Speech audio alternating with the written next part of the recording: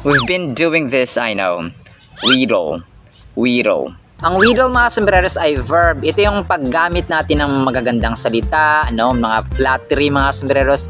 Pinipraise at pinupuri natin yung isang tao. For example, na kumbaga pa pipilitin natin sila, i-persuade natin sila, i-influence natin sila, akitin or i-attract natin sila para makuha natin ating gusto. So parang pang-uuto sa term natin sa Tagalog mga sombreros. Ang mga possible synonyms natin dito ay coax, cajole, blandish, etc. At pag ginamit naman ng sentence, give it a shot, Mr. Dictionary. Being shrewd, William always tries to wheedle his affluent friend for money gains. Wheedle. At ito ang konting kalamang dapat na alam mo. Alam niyo ba mga sombreros kung ano ang pinakamalaking disyerto sa buong mundo? Ito yung napakalamig ng Antarctica mga sombreros na may sukat na 5.5 million square miles or 14.2 million square kilometers. That's according sa worldatlas.com, nationalgeographic.com at britannica.com.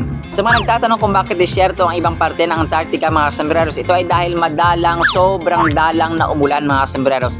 Isa sa mga definitions kasi ng disyerto mga sombreros ay madalang, sobrang walang ulan mga sombreros sa lugar na yon. So according dito sa research is 10 mm per year lang yung bumabagsak na ulan sa ibang parte ng disyerto ng Antarctica mga sombreros. And the largest subtropical desert in the world is the Sahara.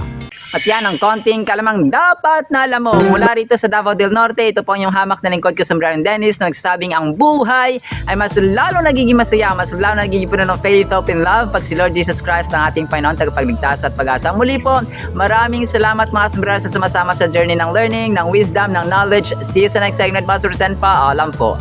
I love you all.